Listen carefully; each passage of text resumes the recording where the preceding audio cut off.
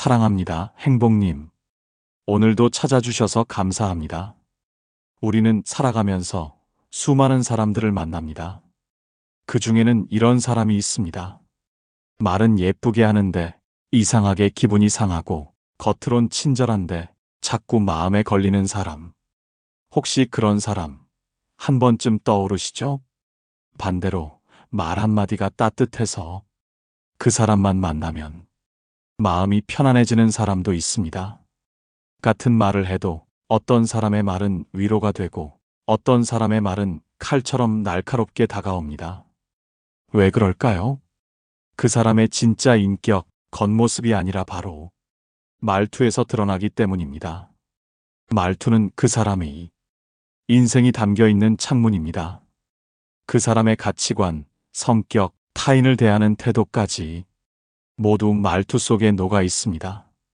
오늘 영상에서는요, 단 한마디로 사람을 꿰뚫어 볼 수 있는 말투 속 인격의 신호 5가지를 알려드립니다. 말은 꾸밀 수 있어도 그 사람의 무의식은 말투에서 흘러나옵니다. 지금부터 절대 놓치지 마세요. 오늘 주제가 마음에 드신다면 구독과 좋아요 눌러주세요. 여러분의 마음을 안아주는 좋은 컨텐츠로 보답하겠습니다. 첫 번째, 나는 솔직한 거야. 사실은 가장 무례한 말입니다. 나 솔직한 스타일이야. 이 말을 들으면 왠지 정직하고 담백한 사람처럼 들리죠. 하지만 실상은 정반대입니다. 이 말을 자주 하는 사람은 타인을 가장 무심하게 배고 자기 말의 폭력성을 가장 모르는 사람입니다. 한 여성이 있었습니다. 모임에서 처음 본 사람에게 이렇게 말했죠. 아, 실례지만 얼굴에 뭐 묻었어요. 그런데 피부가 좀 많이 거칠으시다. 당사자가 놀란 표정을 짓자 그녀는 덧붙였습니다. 아, 나는 그냥 솔직한 스타일이라 그래요? 기분 나빴다면? 미안. 그 한마디 정말 미안했을까요? 아니요. 그건 사과가 아닙니다. 자기 하고 싶은 말 다 하고 상대 감정은 내가 예민해서 그렇다고 넘기는 겁니다. 결국 이 말은 이렇게 번역됩니다. 나는 하고 싶은 말 했고 기분 나빠도 그건 내 몫이야. 이런 사람이 제일 나쁩니다. 심리학자 토마스 플랜트는 이런 유형을 회피성 공격자라고 정의합니다. 겉으론 솔직한 척, 쿨한 척 하지만 속내는 뾰족한 감정을 말에 실어 날립니다. 비난과 평가, 판단을 정직이라는 이름으로 포장하는 거죠. 이들은 무의식적으로 자신을 방어하고 있지만 그 방어는 타인에게 치명적인 감정 상처로 돌아갑니다. 그래놓고 끝엔 꼭 말하죠. 그냥 농담이야. 왜 그렇게 예민하게 받아들여? 결국 잘못한 건 당신이 아니라 상대가 된 겁니다. 가스라이팅의 전형적인 언어입니다. 나는 솔직한 거야 라는 말은 그래서 무섭습니다. 비겁하고 교묘합니다. 정직이라는 가면을 쓰고 타인을 찌르기 때문입니다. 실제로 정직한 사람은 이렇게 말하지 않습니다. 나는 솔직한 사람이야 라고 굳이 강조하지 않습니다. 정말 솔직한 사람은 상대의 감정까지 고려하면서 진심을 전할 줄 아는 사람입니다. 말에 온기를 담는 사람. 내가 아니라 우리의 마음을 함께 생각하는 사람. 철학자 쇼펜하우어는 말했습니다. 다른 이의 고통에 무감한 자는 지적 능력 이전에 인간으로서 자격을 잃는다. 공감 없는 정직은 그저 예의 없는 공격입니다. 혹시 지금 이 말을 입에 달고 사는 사람이 있나요?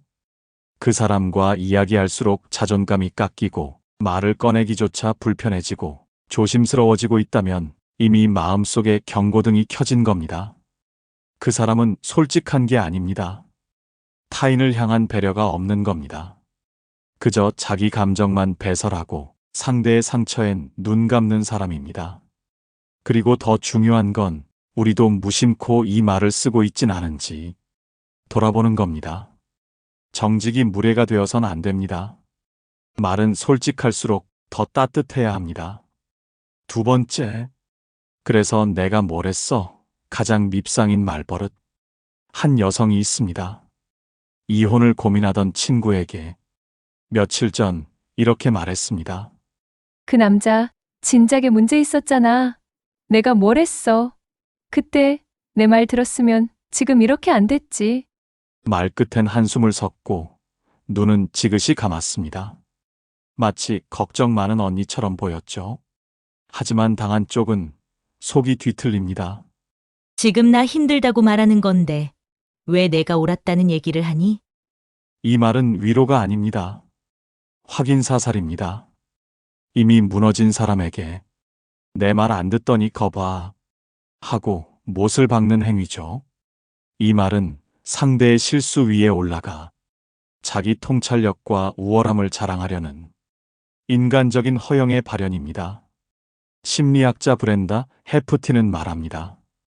그래서 내가 뭘 했어라는 유형의 말은 타인의 실패를 자신의 예언 능력을 입증하는데 이용하는 사람들에게서 자주 나타난다. 즉, 남의 불행이 나를 돋보이게 하는 기회가 되어버린 겁니다. 이들은 공감보다는 판단이 먼저입니다. 위로보다는 자기가 옳았다는 걸 증명하고 싶어 합니다. 결국 이런 말투가 반복되면 주변에 아무도 고민을 털어놓지 않게 됩니다. 왜냐면 말끝마다 와, 내가 뭘 했어가 따라오니까요. 상대는 내 얘기를 들어주는 게 아니라 자기 예측력 자랑하는 데만 관심이 있다는 걸 느끼게 됩니다. 이런 사람과 오래 대화하다 보면 마음이 점점 다칩니다. 이 사람은 나를 위하는 게 아니야. 나를 평가하고 싶을 뿐이야. 여기엔 한 가지 더 무서운 심리가 숨어 있습니다. 이 말버릇의 뿌리는 사실 타인의 실패를 통해 자기 존재감을 세우는 심리입니다. 내가 맞았다는 걸 보여주기 위해 상대가 틀려야만 하는 거죠. 이 얼마나 비극적인 관계입니까? 철학자 에픽테토스는 말했습니다. 지혜로운 사람은 실수를 비난하지 않고 그 안에서 함께 배우려 한다. 정말 지혜로운 사람은 내가 그랬잖아 대신 이 상황, 우리 함께 어떻게 넘어갈까? 를 말합니다. 말은 언제나 힘든 사람에게 다리를 놓을 수도 있고 벼랑 끝으로 떠밀 수도 있습니다. 그래서 내가 뭘 했어는 그 벼랑 끝에서 등을 떠미는 말입니다. 그 말 한마디로 상대는 더 이상 아무 말도 못하게 됩니다. 고개를 들 수 없게 되고 문제를 털어놓는 순간마다 나는 예언자야처럼 구는 그 태도에 지칩니다. 그리고 결국 그 사람 곁에는 자신의 아픔을 숨기고 눈치만 보는 사람들만 남게 됩니다. 말은요, 내가 옳았다는 걸 증명하기 위해 쓰는 게 아닙니다. 지금 내 앞에 사람을 살리기 위해 쓰는 겁니다. 정말 아끼는 사람이라면 그랬구나. 얼마나 속상했겠어. 이 한마디면 충분합니다. 우리는 옳은 사람이 아니라 따뜻한 사람이 되어야 합니다. 세 번째, 그렇게밖에 못해? 노력을 짓밟는 말의 칼끝. 자녀가 정성 들여 만든 생일 카드를 건넵니다. 마음이 담긴 글귀, 삐뚤빼뚤하지만 정성껏 그린 그림. 그런데 그걸 받은 엄마가 이렇게 말합니다. 그래? 이게 다야? 그렇게밖에 못했어? 그 말 한마디에 아이의 얼굴빛이 확 식어버립니다. 기대하던 칭찬 대신 돌아온 건 실망과 비교. 자신이 쏟은 노력이 그 순간 허공으로 날아가 버립니다. 이 말은 단순한 불만이 아닙니다. 상대의 존재를 평가절하 하는 선언입니다.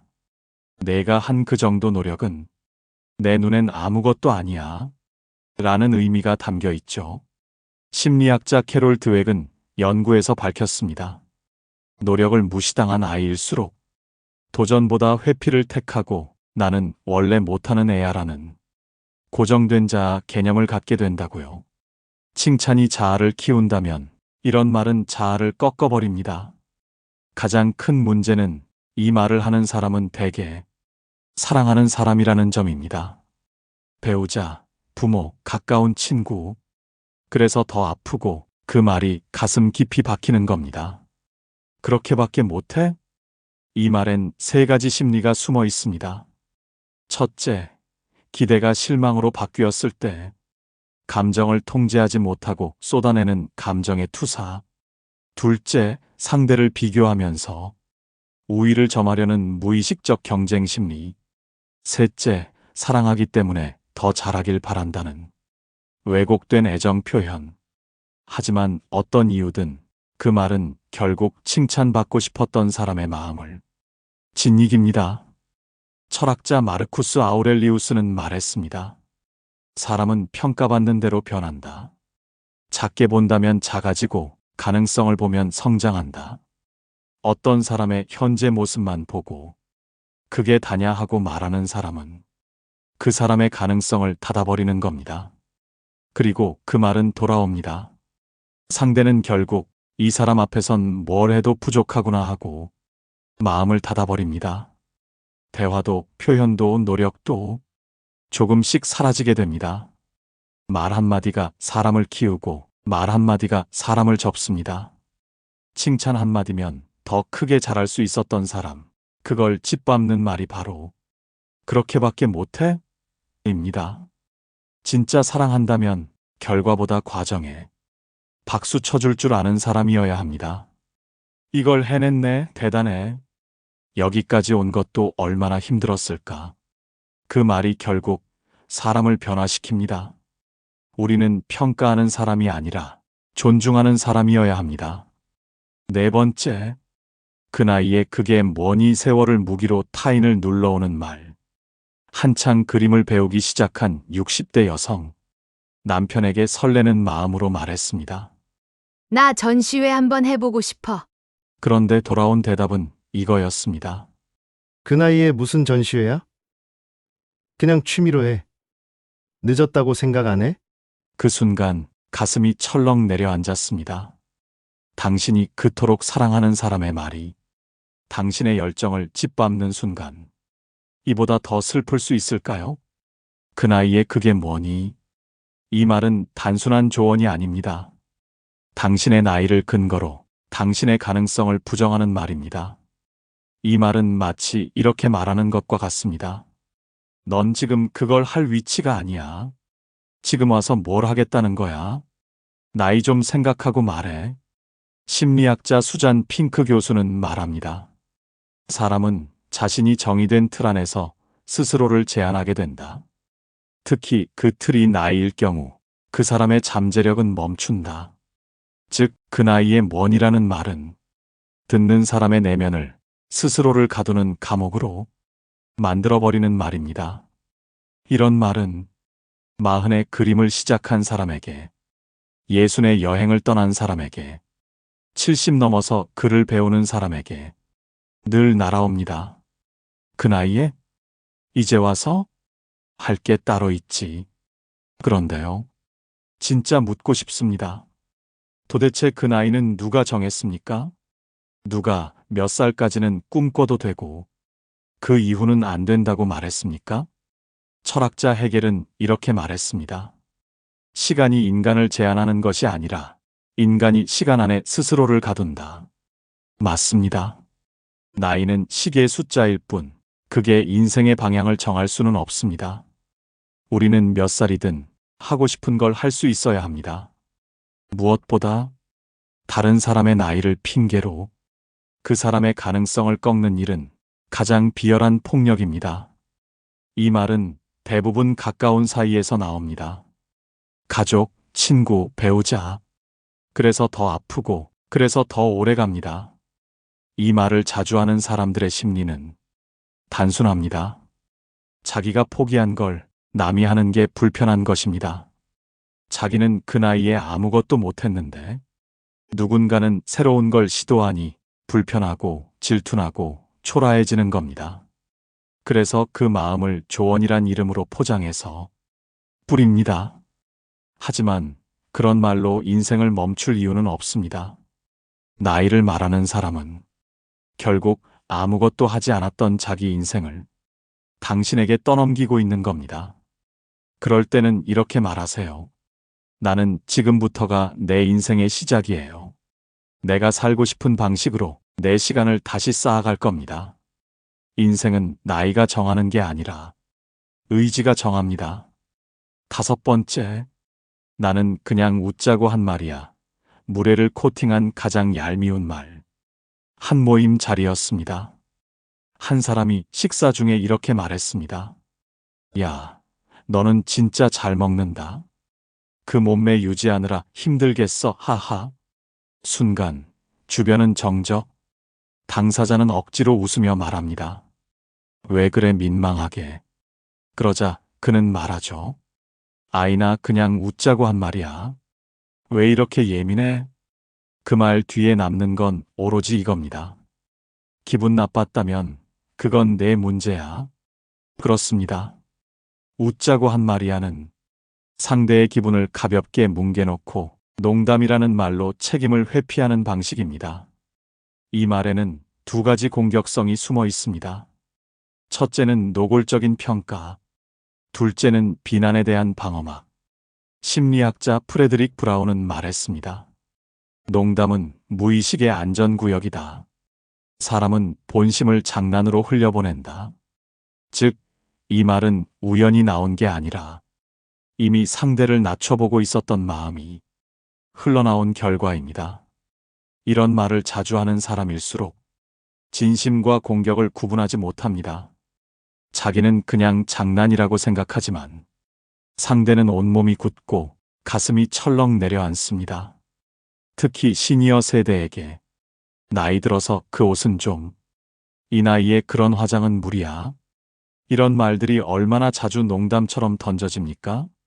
하지만 절대 웃기지 않습니다. 그 말은 늙음이라는 이름으로 타인을 무시하는 언어입니다. 웃자고 한 말이야. 그 말엔 내가 상처 준 건 괜찮고 내가 그걸 기분 나빠하는 게 문제다는 생각이 깔려 있습니다. 즉, 감정을 존중할 의지가 없는 사람의 말버릇입니다. 철학자 비트겐슈타인은 말했습니다. 말은 칼보다 빠르다. 농담이든 진담이든 말에는 책임이 따른다. 그렇습니다. 농담이란 건 듣는 사람이 웃어야 농담입니다. 혼자 웃고 혼자 책임 피하면 그건 그냥 비겁한 공격입니다. 그리고 이 말은 관계를 삭게 만듭니다. 처음엔 장난이라며 웃던 사람도 나중엔 그 자리를 피하게 됩니다. 저 사람이 또 뭐라고 할까봐, 괜히 또 놀림당할까봐. 그래서 결국 그 곁엔 불편을 감수하는 사람들만 남게 됩니다. 이런 사람에게 단호하게 말해도 됩니다. 그 말, 난 하나도 안 웃겨. 웃자고 한 말이라면 같이 웃을 수 있는 말로 해줘요. 상대가 불편해할까봐 가만히 있는 게 내가 존중받지 못할 이유는 아닙니다. 우리는 유쾌한 사람이 될 순 있어도 무례한 사람이어선 안 됩니다. 이렇듯 말끝마다 사람을 조롱하고 깎아내리고 무심한 듯 던진 말로 상처를 주는 사람과 함께 있다 보면 어느 순간 나도 모르게 내 감정이 무뎌지고 자존감은 서서히 깎여나갑니다. 처음엔 그냥 저 사람 스타일이 그런가 보다 하고 넘겼지만 자꾸 듣다 보면 마음이 지치고 말을 꺼내는 것조차 두려워집니다. 가장 위험한 건 그 말들이 반복되면서 내가 예민한가? 내가 문제인가? 하고 내 잘못인 것처럼 느껴지기 시작할 때입니다. 여러분, 절대 잊지 마세요. 이런 말투는 단순한 습관이 아닙니다. 그 사람의 인격이 드러나는 신호입니다. 그러니 무심코 하는 말이라며 넘기지 마시고 내 감정에 상처를 주는 말, 나를 작게 만드는 말투에 대해서는 분명한 경계를 세우셔야 합니다. 가까운 사이라고 해서 그 사람의 말투까지 받아줘야 하는 건 아닙니다. 이제는 감정을 보호할 수 있는 건강한 거리를 배워야 할 때입니다.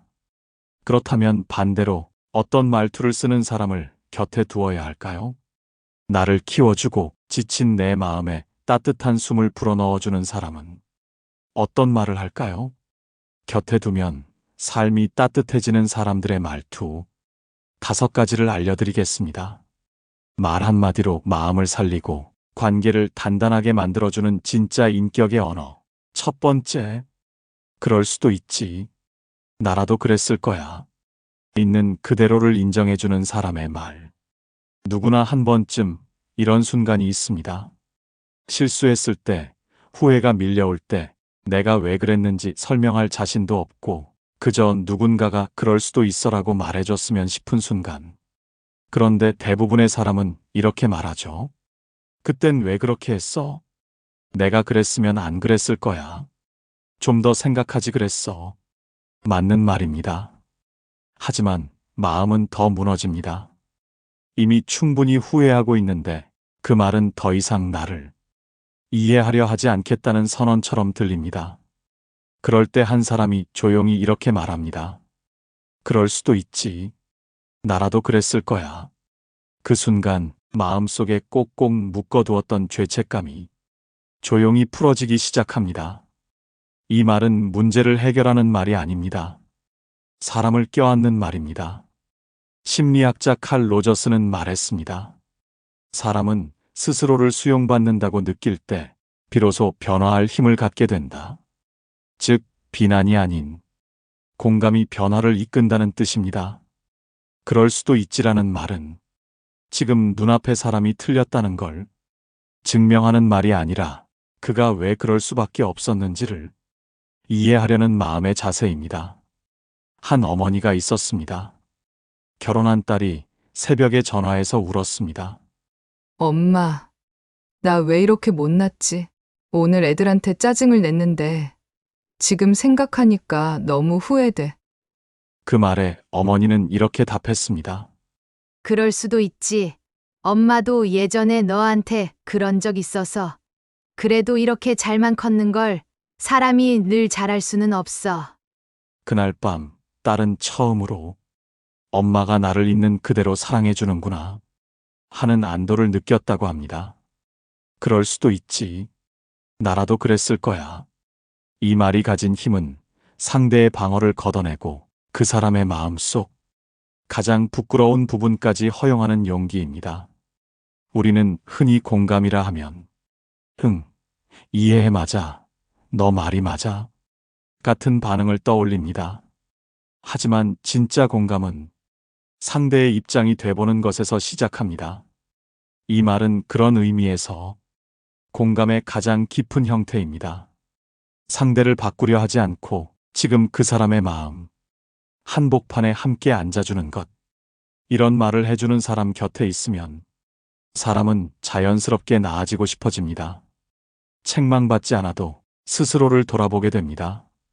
그리고 언젠가 그 사람도 누군가에게 이렇게 말해줄 수 있게 됩니다. 그럴 수도 있지. 나라도 그랬을 거야. 괜찮아. 그 말은 마음을 붙잡아주는 따뜻한 등불 같은 말입니다. 두 번째, 말해줘서 고마워. 속마음을 꺼낸 사람에게 건네는 최고의 말. 어떤 이야기는 꺼내기까지 너무 오래 걸립니다. 도대체 어디서부터 말해야 할지, 이 얘기를 꺼내면 괜히 분위기 망치진 않을지, 상대가 나를 이상하게 보진 않을지, 머릿속에서 수백 번 망설이다. 간신히 내뱉은 한마디. 그 말을 들은 상대가 이렇게 말해줍니다. 그 얘기 나한테 해줘서 고마워. 그 순간 마음의 긴장이 풀리고 내가 외롭지 않았다는 걸 처음으로 느끼게 됩니다. 이 말에는 단순한 감사가 담겨 있지 않습니다. 그 사람의 용기, 그 사람의 상처, 그 사람이 나를 믿고 마음을 열어준 그 진심까지 모두 존중하겠다는 메시지가 담겨 있습니다. 심리학자 브레네 브라운은 말합니다. 누군가가 자신의 취약한 부분을 드러낼 때 그건 믿음의 표현이다. 누군가가 내게 속마음을 털어놓는 순간 나는 그 사람의 신뢰를 받는 입장이 됩니다. 그때 가장 먼저 건넬 수 있는 말, 그게 바로 말해줘서 고마워입니다. 어느 날 친구가 조심스럽게 털어놓았습니다. 나 요즘 우울해. 아무 이유 없이 울컥하고 아무도 나를 이해 못할 것 같아. 그 얘기를 듣고 무슨 해결책을 내놓을 수도 없었습니다. 다만 나는 이렇게 말했습니다. 그 말 나한테 해줘서 고마워. 내가 그렇게 말해줘서 내가 내 곁에 있을 수 있어서 난 고마워. 그 말은 신기하게도 상대에게 위로가 되었습니다. 내가 뭘 해주겠다는 약속보다 내가 들어주고 있다는 인정의 말이 상대에게 힘이 되었던 겁니다. 많은 사람들이 누군가에게 고민을 털어놓았다가 이런 말을 듣고 실망합니다. 그 정도 가지고 그래? 그래서 어쩌라고? 너도 문제 있어. 그럴 땐 다시는 말하고 싶지 않아집니다. 상대의 반응을 보면 내가 더 이상 안전하지 않다는 걸 알게 되니까요. 하지만 말해줘서 고마워는 다릅니다. 이 말은 그 어떤 충고보다 위로가 빠릅니다. 그 어떤 해결책보다 신뢰가 먼저입니다. 지금 너의 감정, 너의 말, 내가 귀하게 듣고 있어. 이 짧은 문장 안에 그 마음이 고스란히 담겨 있습니다. 어떤 사람은 말합니다. 난 공감을 잘 못해요. 그럴 땐 이렇게 말해도 충분합니다. 내가 잘 모르지만 그 얘기를 나한테 해줘서 고마워. 그 말 한마디면 우리는 누군가의 아픈 마음을 외롭지 않게 해줄 수 있습니다. 그리고 그 마음은 결국 돌고 돌아 내가 힘들 때 다시 돌아옵니다. 말해줘서 고마워. 이 말은 결국 서로를 연결해주는 가장 인간적인 말입니다. 세 번째, 나는 내 편이야. 세상이 등을 돌려도 당신을 안아주는 단 한 사람의 말. 세상은 언제나 옳고 그름을 따지기 바쁩니다. 누가 잘했는지, 누가 더 나은지, 무엇이 정답인지, 뭐가 기준인지 판단과 비교 속에 살아가는 게 너무도 당연한 세상. 그런 세상 속에서 나조차 나를 의심하게 되는 그 순간 누군가 조용히 말해줍니다. 나는 내 편이야. 이 말은 어떤 의미일까요? 이 말은 내가 옳아서 내 편도 아니고 내가 완벽해서 내 편도 아닙니다. 그냥 내가 너이기 때문에 나는 너의 편이야. 이 말에는 조건이 없습니다. 심리학자 존 보울비는 인간관계 이론에서 말합니다. 인간은 누구나 자신을 무조건적으로 수용해주는 한 사람을 필요로 한다. 이 말은 그 사람의 존재 자체를 논쟁의 대상이 아니라 사랑의 대상으로 여긴다는 뜻입니다. 한 남편이 있었습니다. 직장에서 큰 실수를 하고 자신감이 바닥까지 떨어진 날 아내에게 조심스레 말했습니다. 나 정말 바보 같지? 그 말에 아내는 단호하게 말했습니다. 아니, 누구보다 애쓰고 있는 사람이야. 그리고 나는 언제나 당신 편이야. 그 순간 그 남자는 울었습니다. 문제를 해결해 준 것도 아니고 대단한 말을 해준 것도 아니었습니다. 그저 그 한마디, 나는 내 편이야. 그 말이 가장 무너져 있던 마음의 벽을 허물었습니다. 이 말이 위대한 이유는 무언가를 평가하거나 조언하지 않기 때문입니다. 힘든 순간, 이성보다 감정이 먼저인 순간, 그 어떤 말보다 필요한 건 논리가 아니라 편이 되어주는 마음입니다. 이 말을 들은 사람은 압니다. 내가 설령 틀려도 실수해도 그 사람은 나를 버리지 않겠구나. 그 믿음 하나로 다시 일어날 용기를 얻습니다. 이 말은 가까운 사이일수록 더 중요합니다. 부부 사이, 부모 자식 사이, 오래된 친구 사이일수록 우리는 자주 있습니다. 정답을 말해주는 것보다 곁에 서주는 것이 먼저라는 걸. 나는 내 편이야. 이 말은 때로 상처를 대신 짊어져 주겠다는 말이자 같이 살아내겠다는 약속입니다. 말이 많은 세상입니다. 하지만 진심은 이 단 한마디로 충분할 수 있습니다. 당신이 어떤 상황에 있든 나는 당신의 편입니다. 그 믿음 하나가 사람을 구합니다. 네 번째, 충분히 애썼어. 이제 좀 쉬어. 존재 자체를 쓰다듬는 말의 온도. 우리는 참 오래도록 이런 말을 기다립니다. 수고했다. 애썼다. 이 정도면 정말 잘한 거야. 하지만 현실은 대부분 이렇습니다. 그 정도로 될 것 같았어? 그럼 다음은 뭐 할 건데? 이제 그만 힘 좀 냈으면 좋겠다. 정작 힘을 다 쏟고 지쳐 쓰러졌을 때조차 사람들은 더 많이, 더 빨리, 더 완벽하길 요구합니다. 그래서 우리는 누가 시키지 않아도 계속해서 스스로를 몰아붙입니다. 나는 아직 부족해. 지금 멈추면 안 돼. 다른 사람들은 나보다 더 잘하잖아.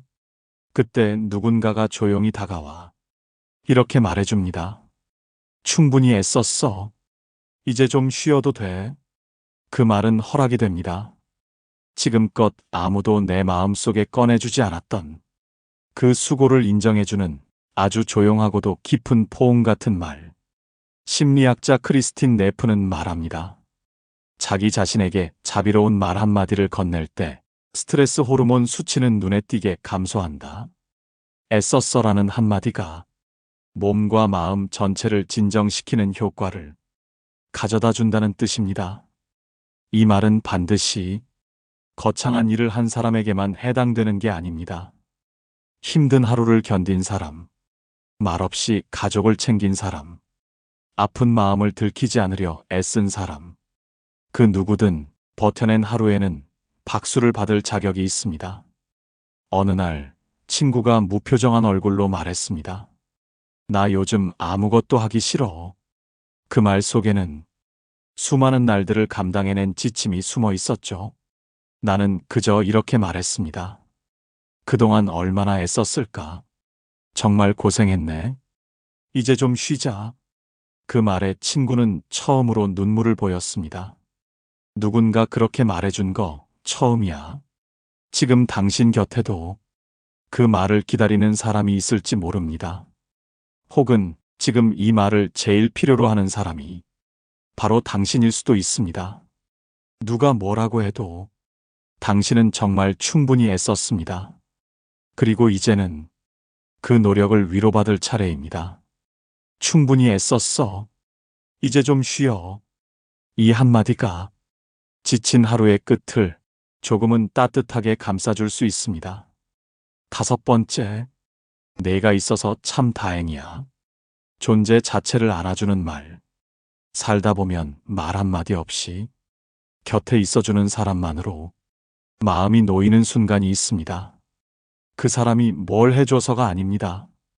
그저 곁에 있다는 사실 자체가 위로가 되는 사람. 그리고 그 사람에게 문득 이런 마음이 들죠. 아, 이 사람이 있어서 정말 다행이다. 이 말은 대단한 성과나 기특한 행동을 보고 나오는 말이 아닙니다. 지금까지 해준 모든 일들을 돌아보다가 그 사람의 존재가 내 삶에 얼마나 큰 자리를 차지하고 있었는지를 깨달았을 때 나오는 말입니다. 심리학자 에이브러햄 매슬로는 인간에게 가장 큰 심리적 안정감을 주는 것은 존재의 가치가 인정받는 느낌이라고 했습니다. 그 사람의 생각, 행동 이전에 존재 자체를 받아들이는 것. 그게 진짜 관계라고요. 어느 날 어머니가 말했습니다. 너랑 요즘 많이 다투고 속상했지만 그래도 내가 있어서 참 다행이야. 그 말에 자식은 울컥한 마음을 꾹 눌렀습니다. 그동안 받지 못했던 수많은 말들보다 단 한마디가 관계를 다시 따뜻하게 만드는 순간, 이 말이 특별한 이유는 조건이 없기 때문입니다. 잘해서 고맙다도 아니고 도움돼서 다행이다도 아닙니다. 내가 있어서 그 자체가 고맙고 그 자체가 의미 있고 그 자체가 나에게 힘이 된다는 뜻.